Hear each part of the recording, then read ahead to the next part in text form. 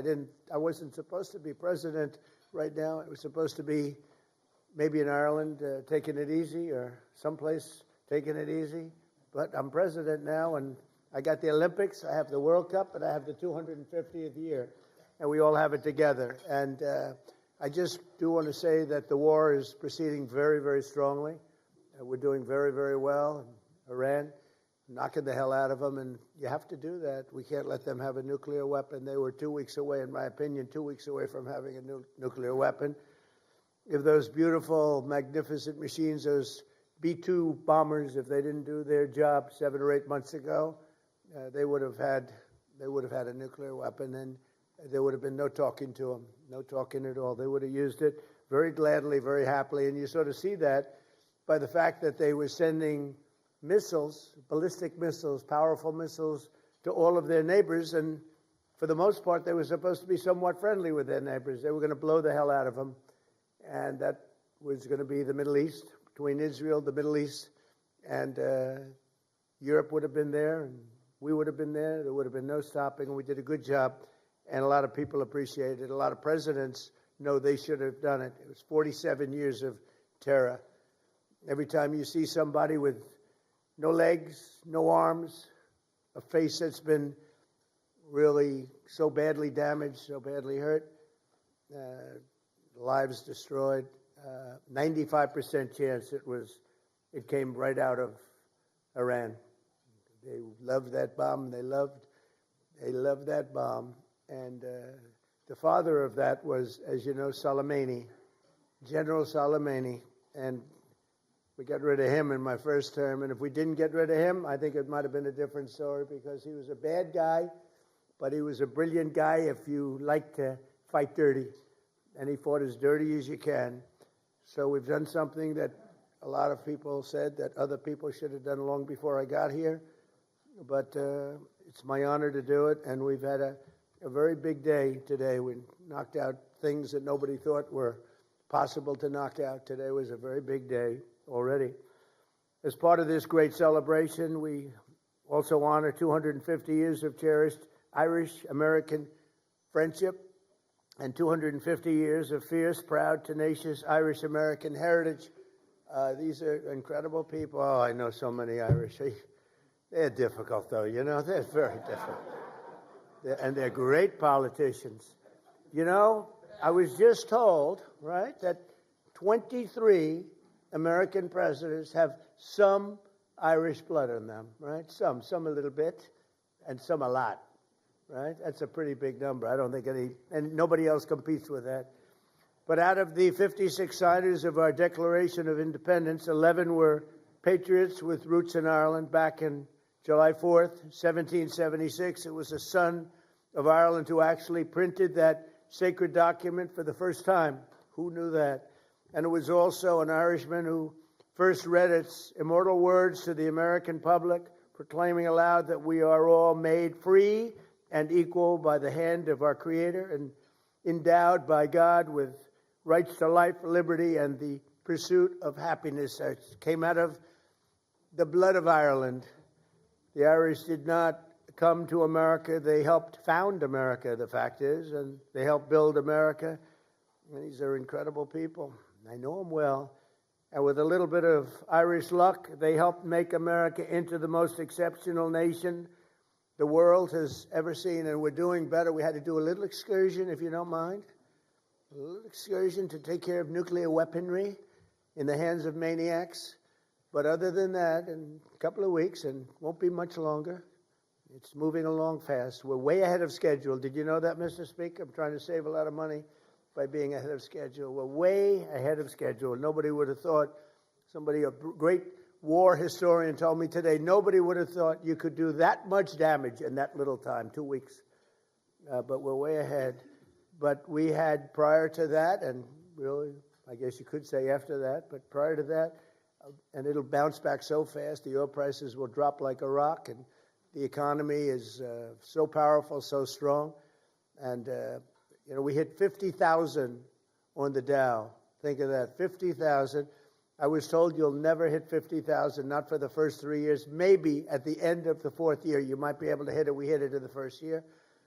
And we then hit 7,000 on the S&P, and that was even more of a long shot, Steve. That was a chance that they said you couldn't do that. That was harder than 50 on the Dow. 7,000 on the S&P. We hit that before the end of the first year. And all of those things. And then I said to myself, well, we're doing great. We're doing great. I went to Susie, my beautiful Susie Wiles. There's nobody like Susie. I went to Susie. Right? And everybody's with her, and she's a great woman, really. She's a great woman. But I went to Susie. I always go to Susie. I said, Susie, do you mind if I take a little excursion here? Do you mind if I, we're hitting all these records, right?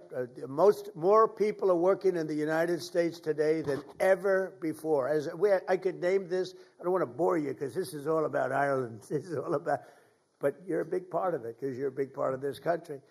But I said, do you mind if I take a little excursion, my chief of staff? Because I want to do this. I have Marco here. We have a lot of our great people. JD is here. They're all here. And I say, let's do this. We got to do it right. Should have been done by many presidents. Should have been done long before 47 years. It's 40 years of living in terror. They're called the bully of the Middle East, but they're really the bully of the world because he used oil to bribe, right? They used oil to bribe and to gain power. I don't know what they gained. What did they gain? What the hell? How are they doing? Not so good. They're all gone now. Every one of them, they're all gone. We don't even know who. Our biggest problem, we don't know who to deal with. Over here, I can call the Speaker of the House. He's so powerful. I can call him. I can make a deal. Maybe. I can even call your Democrat counterpart, this guy. I said to Kelly, what do you think of your counterpart? He said he's a great guy.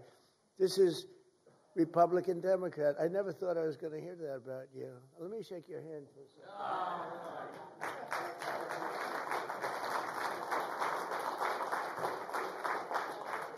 When Kelly tells me that, I said, that's the way it used to be. That's the way, not so long ago. And maybe someday that's the way it'll be again. It's really great. But I said, do you mind if I take a little excursion? Because we have to do something. And it'll be a short-term excursion, but we have all these great things going, and we had we could have gone up. It was only going in one direction, but I think now it's going to go much higher than it would have gone had we not taken this little journey. And so I appreciate all of the people that have worked with us. That was not an easy decision to make. We have a country that was hotter than any country anywhere in the world, and doing great in every way. And I say, we have to put out this cancer. It's a cancer. We had to take that operation, and we did, and it was very successful. And it continues. Frankly, as somebody said, they could leave today, and it would take 10 years to rebuild the damage that's been done. But I think we have to make it a little bit more permanent because no other president has to go through this, and we shouldn't have any other president having to go through this kind of a thing. And if they didn't want to do it, if for some reason they didn't want to do it, we'd have the same problem. We don't ever want to have that problem again, not with lunatics. We can't have lunatics controlling nuclear weaponry. So I just want to thank everybody.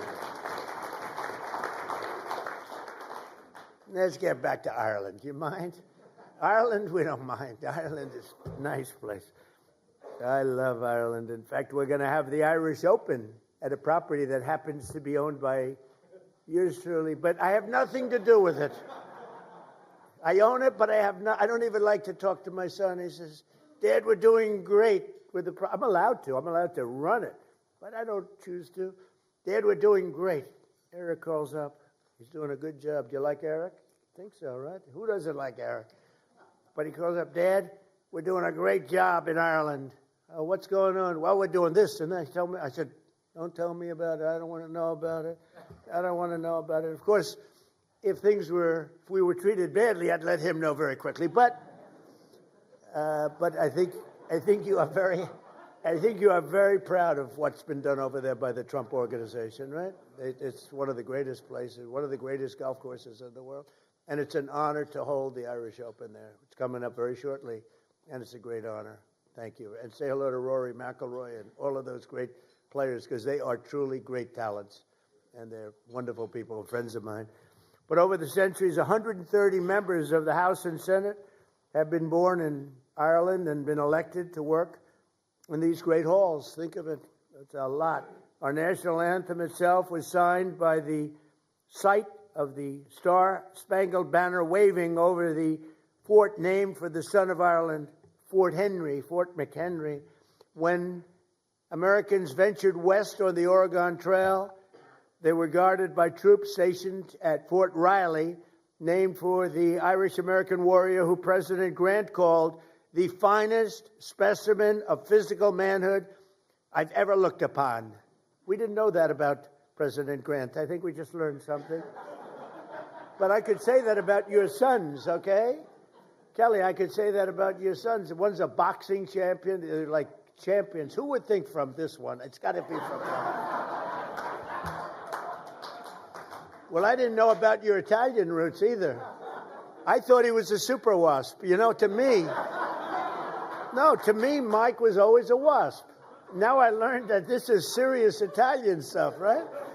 Well, that'll be good for you, I think. You know, his image has changed a hell of a lot very quick. He's great. Even today, when Americans visit Gettysburg, they find a Celtic cross honoring the soldiers of the famed Irish Brigade and defended our Union in its pivotal hour, most pivotal hour, and they were there. And it said that more than 50% of all congressional medals of honor are awarded. Think of that. 50% went to people who had parents, one or the other, Irish American. That's a lot. We're going to have to, that's because we have so many Irish politicians. That's how that works.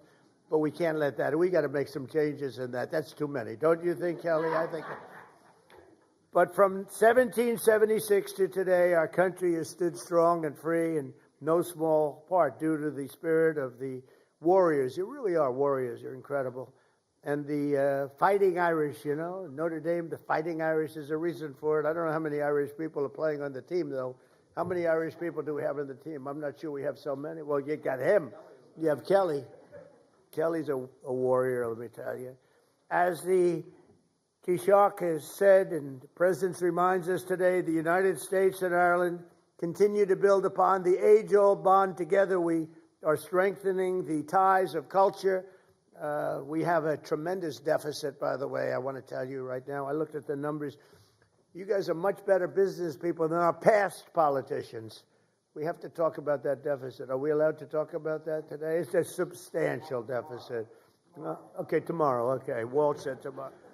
And cooperation that really does stretch back many, many generations. Under our leadership, as we speak, Irish companies are investing more than $6 billion into the United States, including $45 million in Pennsylvania, $70 million in Colorado, and over $100 million in New Mexico and Ohio. And I'm hopeful that we'll soon reach a deal to let American liquefied natural gas, and that'll bring down your deficits a lot. So I think you have to make this deal with us. Got to do something. But these companies are going to be fueling your homes and factories and all of the other things. We have a lot of energy in this country. We have more than anybody. We have the most energy of any country in the world by far. So we want to sell a little of that to you. And the deficit will come down, down, down, and everybody's going to be happy. So you got to buy a lot of our stuff. But in this small and beautiful, it's a beautiful room. I love this room. It's been a very warm room. I've had a good time. I have so many friends and so many relationships that I've gotten from this room, mostly from this event. But on this St. Patrick's Day, as we press ahead toward the opportunities that await, let us remember the beautiful words of St. Patrick himself. May the power of God preserve us. May the wisdom of God instruct us. May the hand of God protect us. May the way of God direct us. May the shield of God defend us. And may the host of God guard us. That's beautiful. Thank you. And today we add, may God bless the people of Ireland, and may God bless the United States of America. And it's great to be with you. Thank you very much, everybody. Thank you. Thank you. Thank you very much. I'm happy for you. Thank you, Thank you. Thank you, everybody.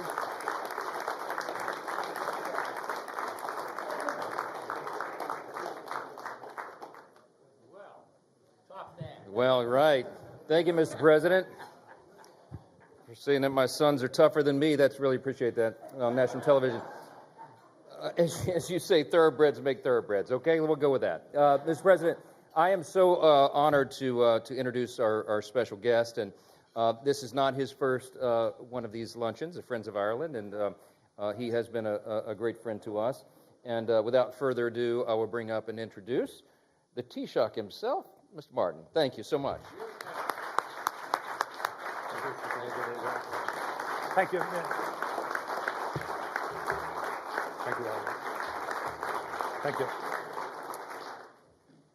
Mr. President, Mr. Speaker, Chairman Neil and Kelly, representatives, ladies and gentlemen, thank you for welcoming me and Mary, of course, to Washington, D.C. to celebrate St. Patrick's Day. I'm delighted that I'm here today with, of course, the Deputy First Minister from Northern Ireland, Emma Little-Pengelly, and, of course, the Secretary of State for Northern Ireland, Hilary Benn, who is also with us.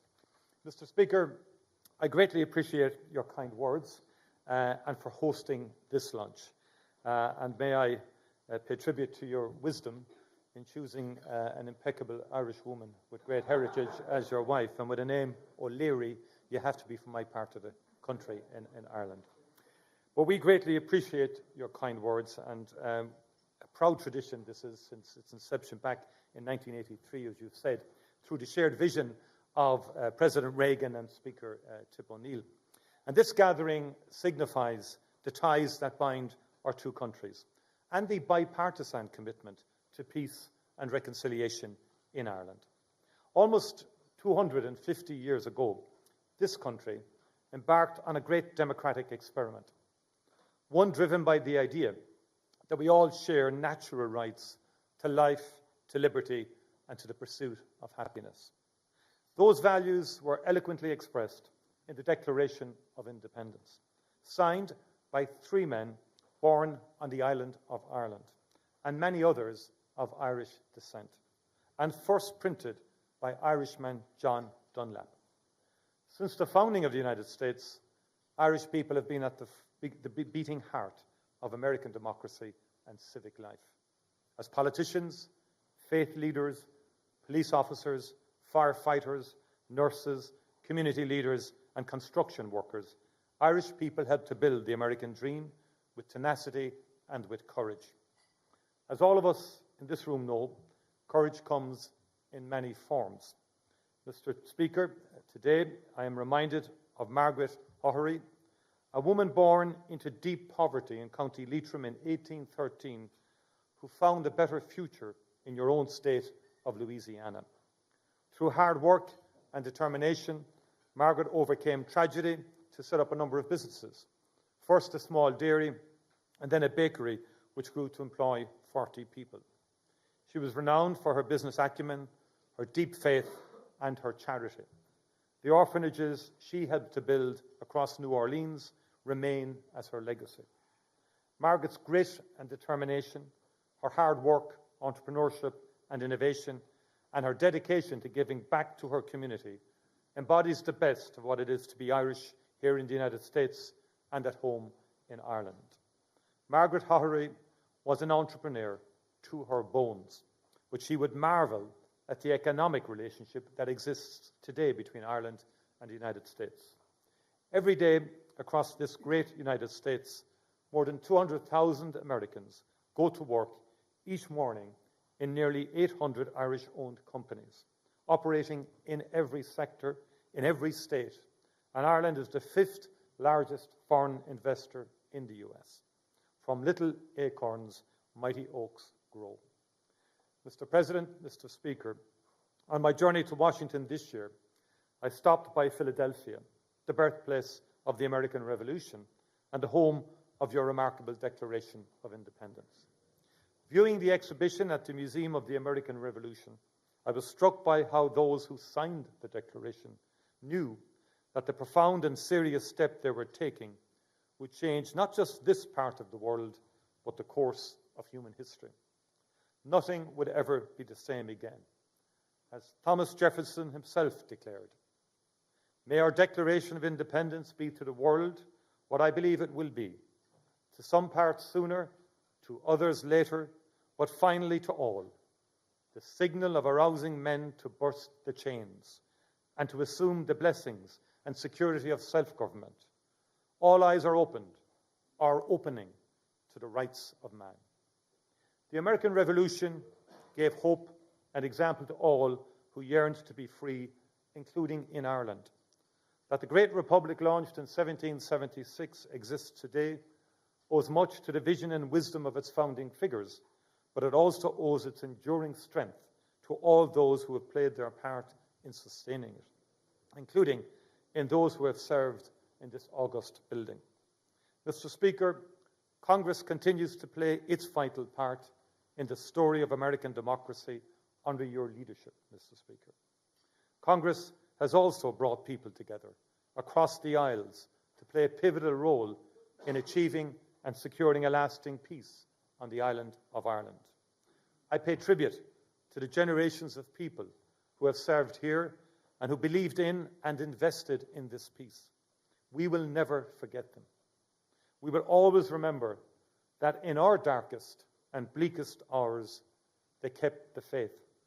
And we still need your support and your energy to maintain that peace and to support reconciliation. Mr. President, thank you for your friendship for Ireland, a country you know well. Thank you, Mr. Speaker, for your gracious hospitality, for this opportunity to break bread with so many true friends of Ireland. There is truth in the Irish proverb that the road to a friend's house is never long. Thank you, co-chairs Mike Kelly and Richie Neal, for your unstinting commitment to peace and prosperity on the island of Ireland. And thank you for bringing so many members of this House from both sides of the aisle together on St. Patrick's Day and throughout the year. A very happy St. Patrick's Day to you all.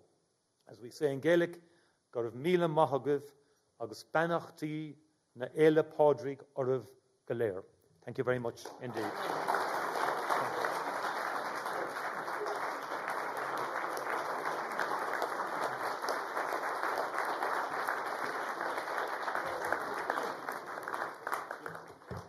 Thank you so much, Taoiseach. And Mr. President, again, I told him he had 1 hour and 47 minutes, Senator Welch, because that's how long the State of the Union was, and he was much shorter, so thank you for that.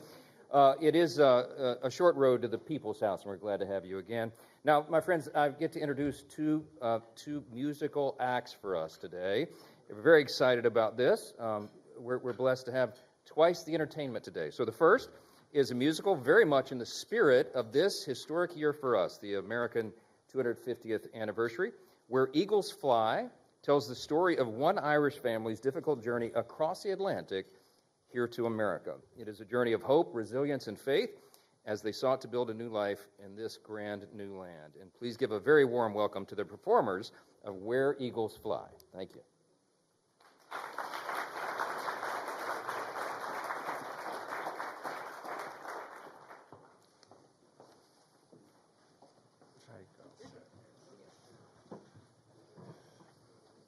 Mr. Speaker.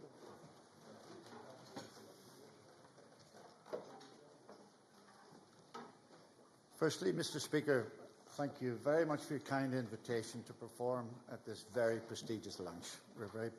And good afternoon, Mr. President, Taoiseach, and very distinguished guests.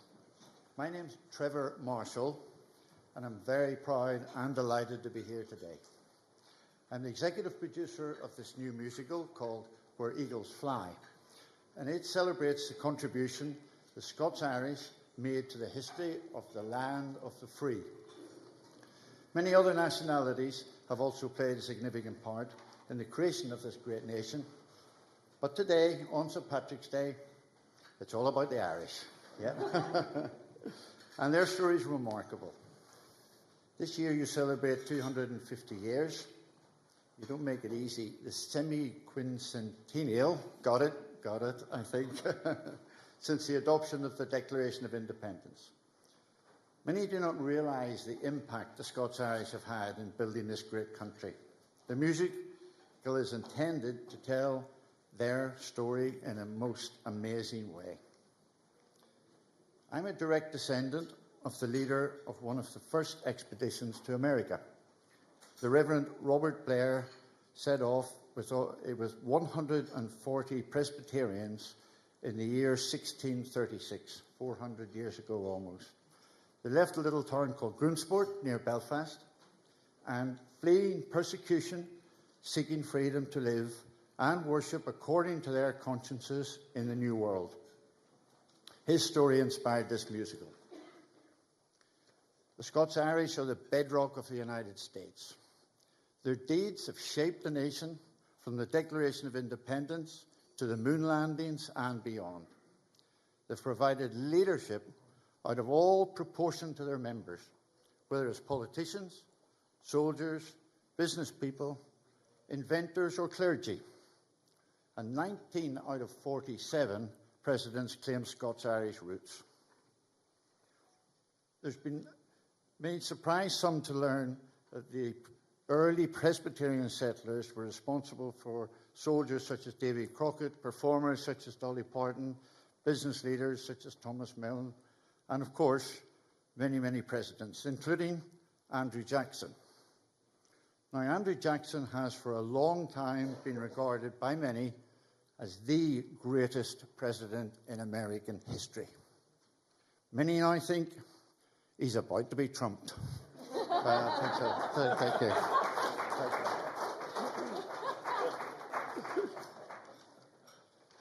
The contribution of the Scots-Irish goes far beyond famous deeds and famous people. It is their character and ideals, especially their love for freedom, that has had the greatest impact. For they have literally defined what it is to be American. Finally, the creator of this great musical and my great friend, John Anderson, sadly passed away before realizing his ambition of bringing this show to America. John would have been a very, very proud man today. So here's a short excerpt from the musical. I hope you enjoy it. It's called Where Eagles Fly. Thank you.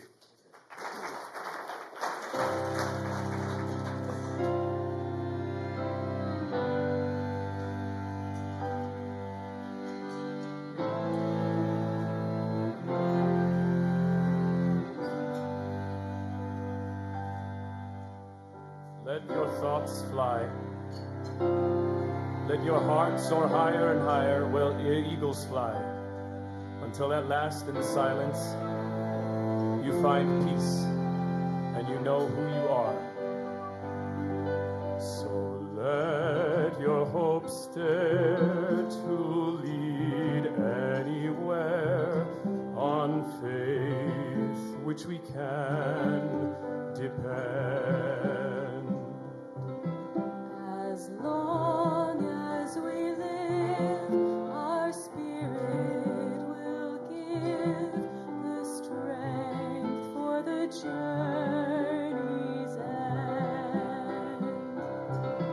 For here we belong, our spirit is strong, it soars like a song in the sky. Defeat will deny, our spirit won't die, it flies.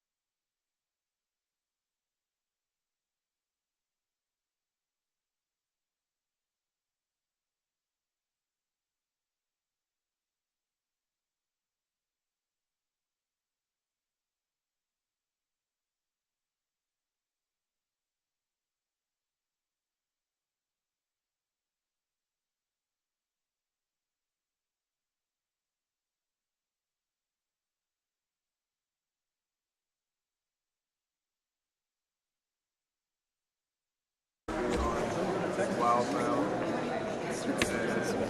Channel 3 is going to be primary for Jimmy Circuit. So we'll see what it out. And I don't have audio version, so I'm only going to get her question.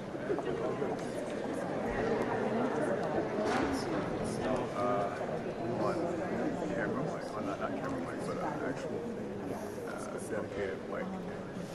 So, yeah. No, it's black. It was black.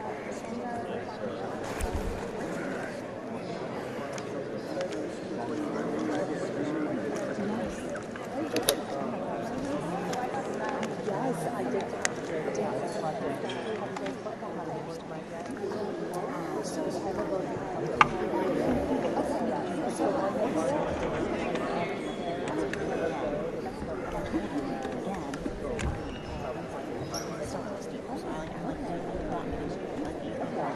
Oh, yes.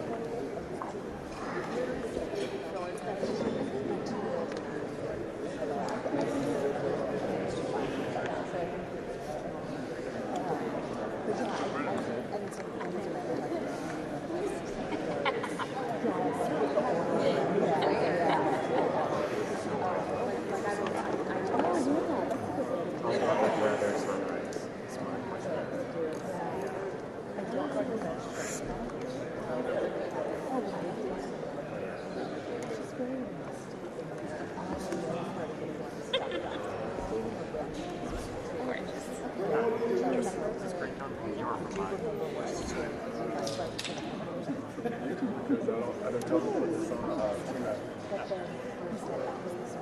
it didn't automatically follow the camera. They have one of these. This shot. Yes, right. Yeah, that's what I'm like. I'm seeing so much of it now that No, I won't.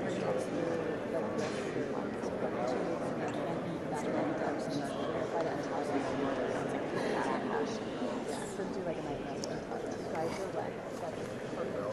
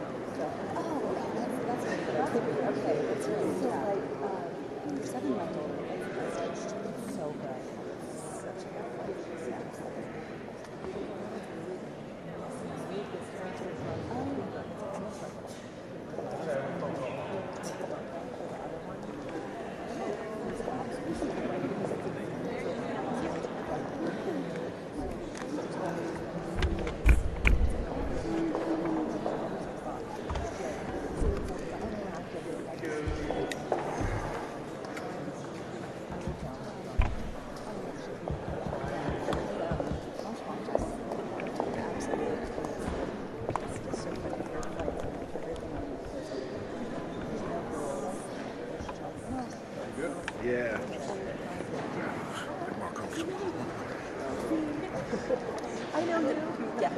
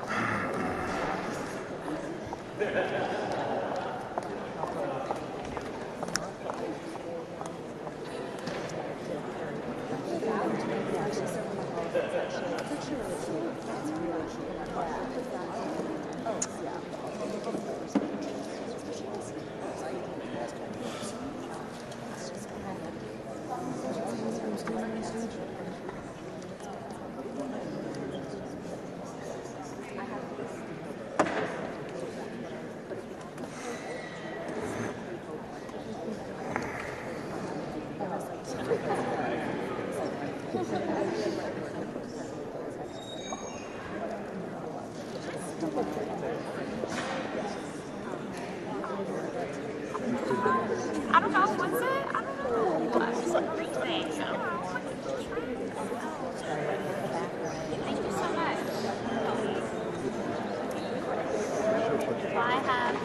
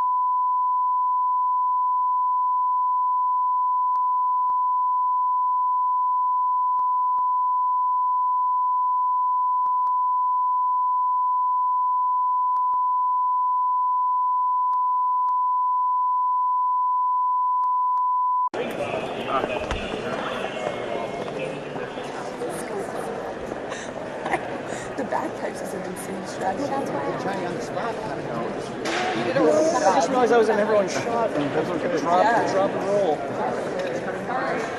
Irish, Scottish, whatever, something over there. Trust me, like, hey, look, I still have family, man, over here. I'm there like 3 times a year. Yeah, let's get some beer soon. I know. Yeah, watch it. I'm not over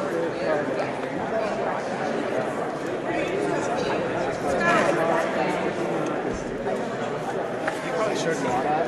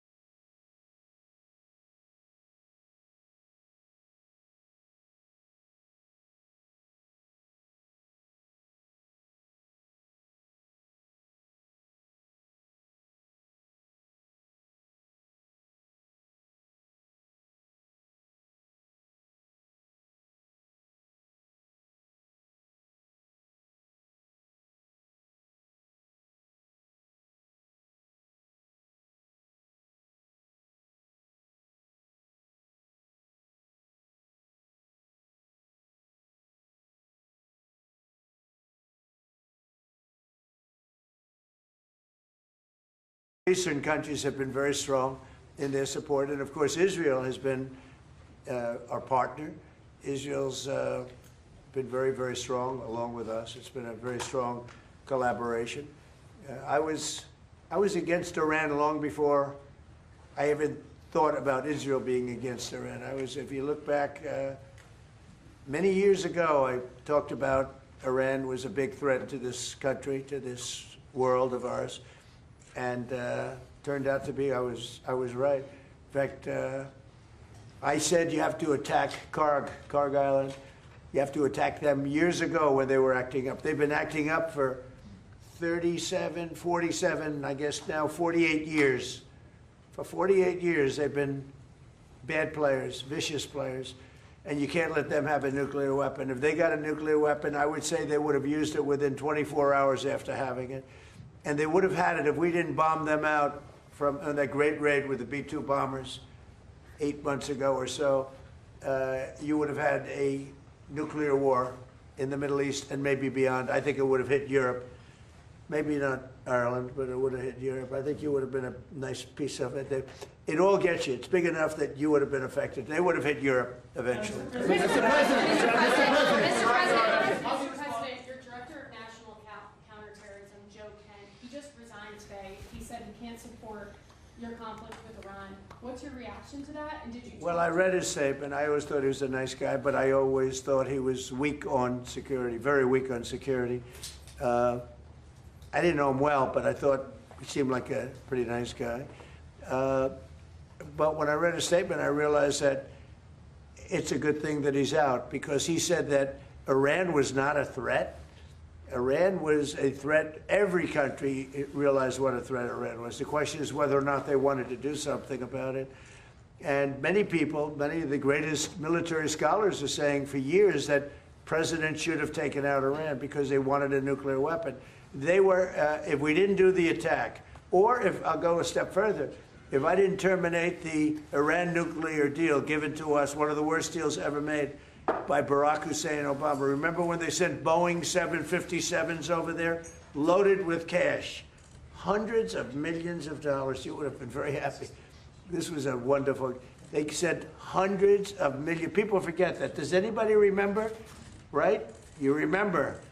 Hundreds of millions of dollars in a Boeing 757. I think they had two of them loaded. They took the seats out and they put cash.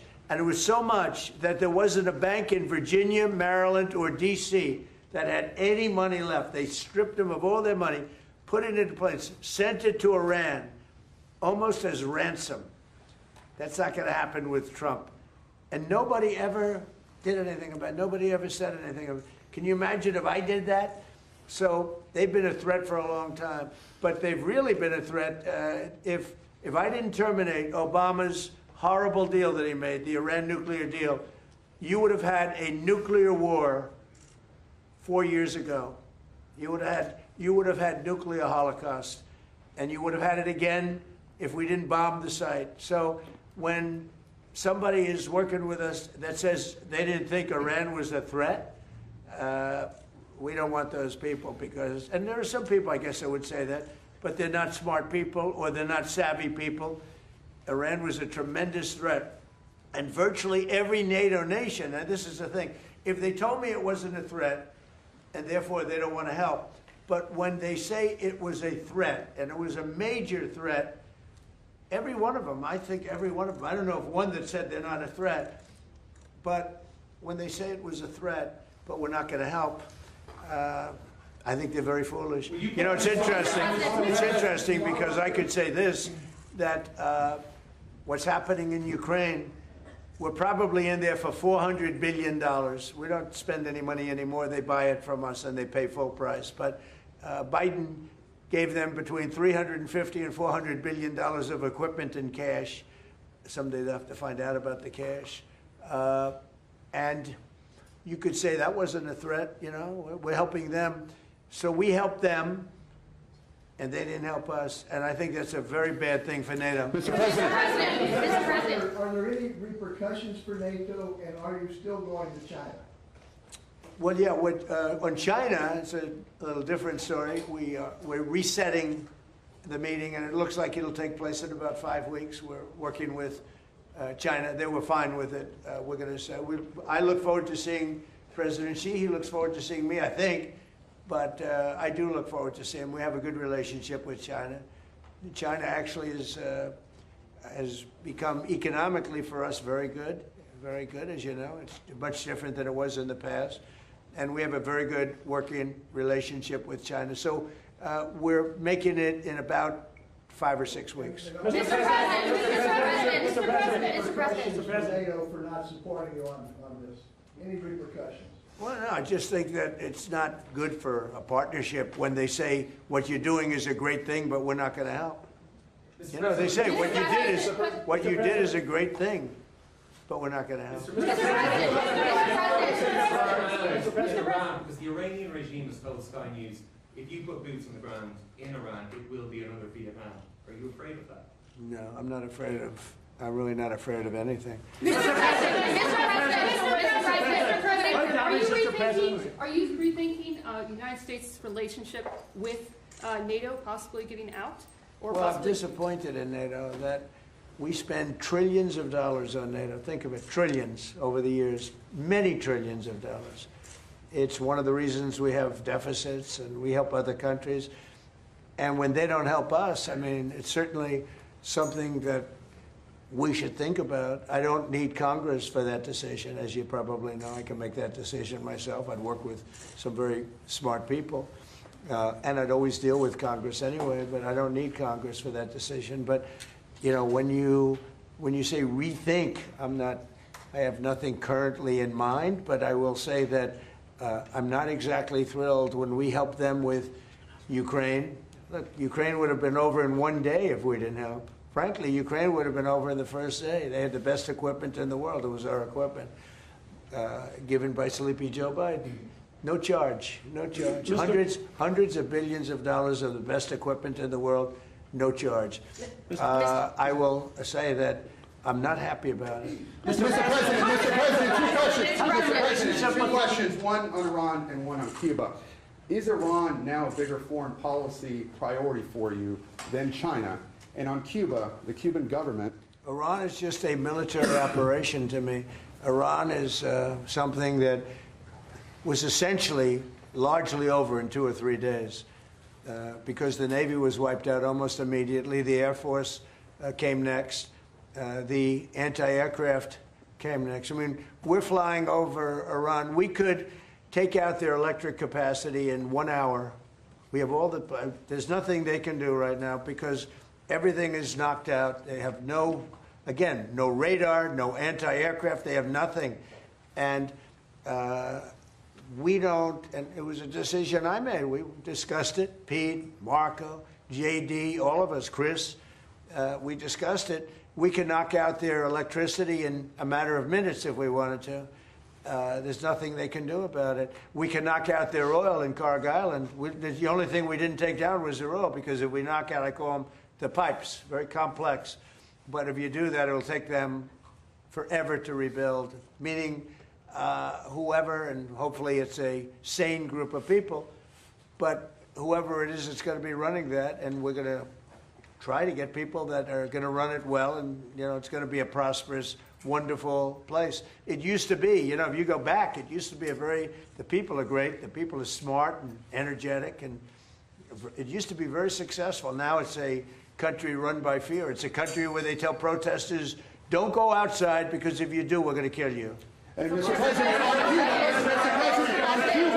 Cuba yesterday, the Cuban government well, says Cuba that it right wants now is in very bad shape.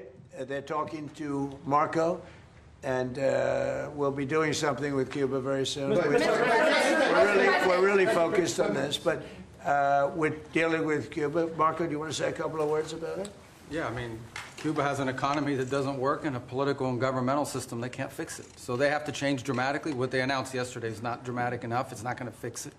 So they've got some big decisions to make over there. But Secretary Rubio, do you support, and I know this is up to Congress, but do you support easing the trade embargo if you get more cooperation from Havana? Well, I'm not going to discuss what we would talk about or not. Suffice it to say that the embargo is tied to political change on the island. The embargo is codified. And but the bottom line is their economy doesn't work. It's a non-functional economy. It's an economy that has survived. That revolution. It's not even a revolution. That thing they have has survived on subsidies from the Soviet Union and now from Venezuela. They don't get subsidies anymore, so they're in a lot of trouble. And the people in charge they don't know how to fix it. So they have to get new people in charge. That's what has to happen. And the relationship we have with Venezuela has been, I think you could almost say, incredible. It's been really good. It's been good for Venezuela, and it's been good for us. And I congratulate the Venezuelan baseball team because that was a big win. And I guess they play another game tonight in the finals. And I said a lot of good things have happened to Venezuela lately. This is the first time they've ever been in the finals, and it was pretty exciting. Yeah. Iran is just a military operation to you, but do you not have a day after plan? And if so, what is your day after plan for Iran? Well, we have a lot. Look, if we left right now, it would take 10 years for them to rebuild. But we're not ready to leave yet. But we'll be leaving in the near future. We'll be leaving in pretty much the very near future. But right now, they've been decimated from every standpoint. And again, we've had great support from countries in the Middle East, great support. But we've had no support from, essentially, no support from NATO. What about your relationship with London? Has it been damaged by the fact that Keir Starmer isn't supporting you in this war? And has your opinion of Keir Starmer changed because of this? Well, he hasn't been supportive, and I think it's a big mistake. You know, they make a lot of money on trade with the United States. I went out of my way, as you know, they couldn't make a deal with Biden because they had no real administration to make a deal, Biden. But we made a deal. We made a good deal for them, and frankly, probably wasn't appreciated. I do look forward to seeing the King. He's going to be coming, as you know, very shortly. But no, I was disappointed because Keir was willing to send 2 aircraft carriers after we won, because essentially there's no threat for the aircraft carriers right now. And I said, no, we want things sent before the war, not after the war is won. So, yeah, I'm disappointed with Keir. I like him. I think he's a nice man, but I'm disappointed. Mr. President, he said Joe Kent. Mr. President, what? You see that man right there? You know who that is? Churchill. That's the late, great Winston Churchill. And Barack Hussein Obama did not want his bust in this office. Did you know that? And Barack Hussein Obama sent that bust back to England. They didn't want it. And when I came in, I was asked if I wanted it. I said, absolutely, I want it. And I put it right there, Winston Churchill. And, you know, unfortunately, Keir is not Winston Churchill. Mr. President, I'm Joe Kent. Mr. President.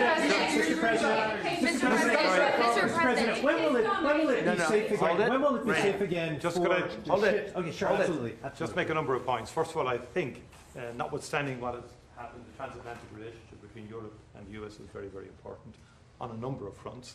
And I think we've had issues over the last year or two, but we settled them. And I think many of these leaders engaged with you, particularly on trade initially. Remember all the fuss last year, but we got a landing zone between Europe and the US, and I think we can get a landing zone again. And I think I just met with Keir Starmer last week. The British-Irish relationship is a very important one.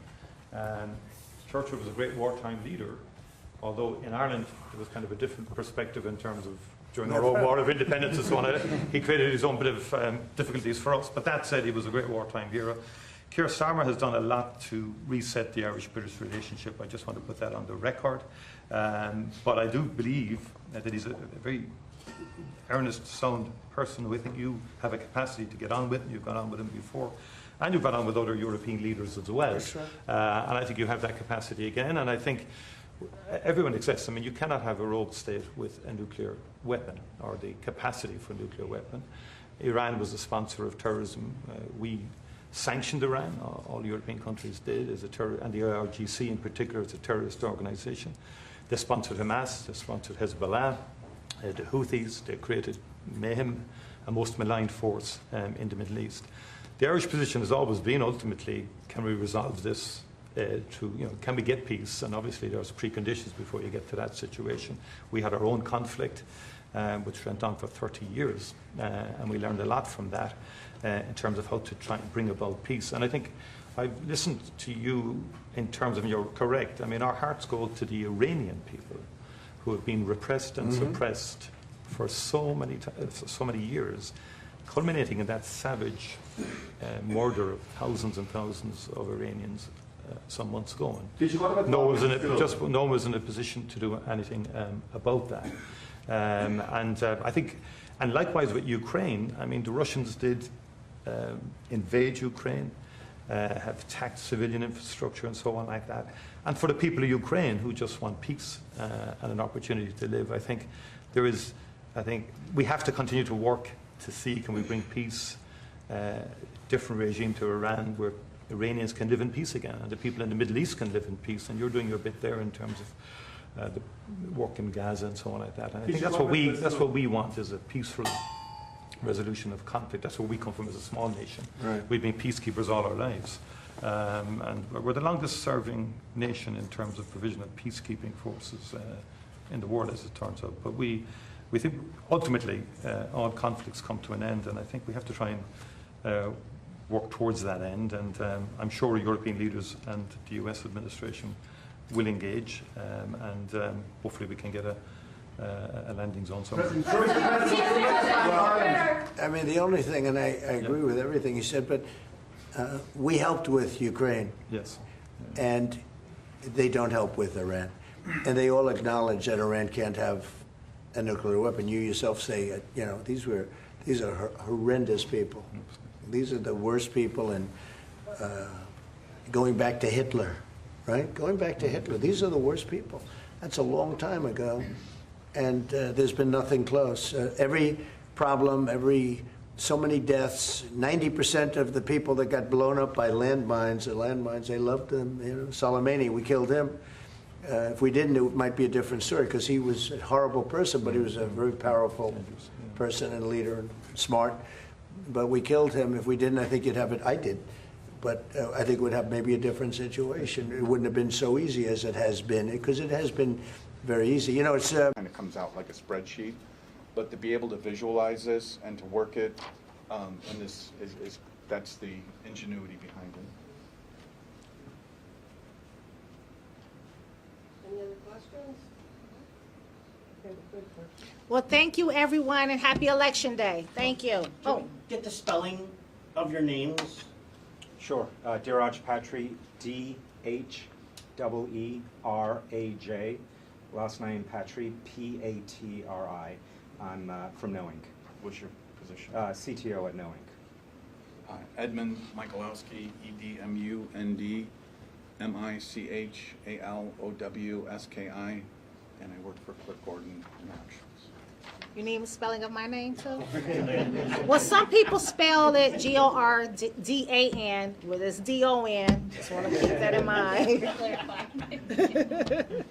Really happy you guys came. Yeah, thank you so much. Thank you for sharing your time on Election Day with us. Thank you. Thank you. This is amazing. Oh, this is amazing.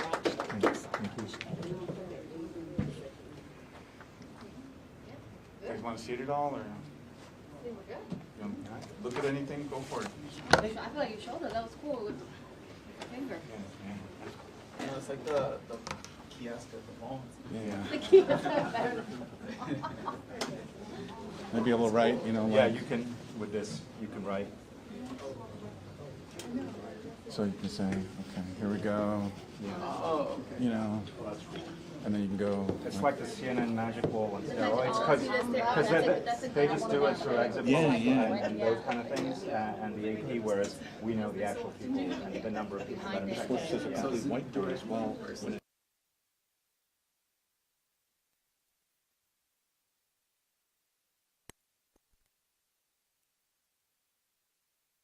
Every law enforcement agency, if they call for help, we send them. Whether it's a small town Bowling Green PD in Hardy County that needs us, or whether it's immigration and enforcement, we help. It's our job to help. And it astounds me that there are states in this country that won't allow their police officers to help. I guarantee you, I know cops. I am one and proud of it. I know cops. Those cops in those states would help in a microsecond. And they would do it in such a way so that you didn't have all that nonsense going on in the street. That nonsense in the street is because of policy or lack of policy by the states. Sheriff, you mentioned having a warm heart. Have there been any cases that you can remember, I you mentioned a 40-something-year-old woman, where your deputies have come to you expressing heartbreak about the way the system is right now? No, not any specifically other than that one lady, and she's been here since she was 17. So if she were deported back to her home country of origin, who's she going to be deported back to? She's lived here since she was a teenager. She doesn't know anybody there. There's not like there's a grandma to go to. So, and I think that's part of the issue that this path forward can deal with. Okay? How many arrests have you guys made through those agreements as to date? I don't know how many we have today. We can get that to you, but I brought the data that 76% of them have accompanying criminal charges, which that's a clue in itself. When 76% of the people that we've asked ICE and they agreed to hold have accompanying criminal charges, that's a clue of what percentage. I think that's a fair snapshot of what percentage of the people that are here in this country illegally and committing crime. Okay? God bless you all. Have a good day. See you next time. Thank you, Sheriff.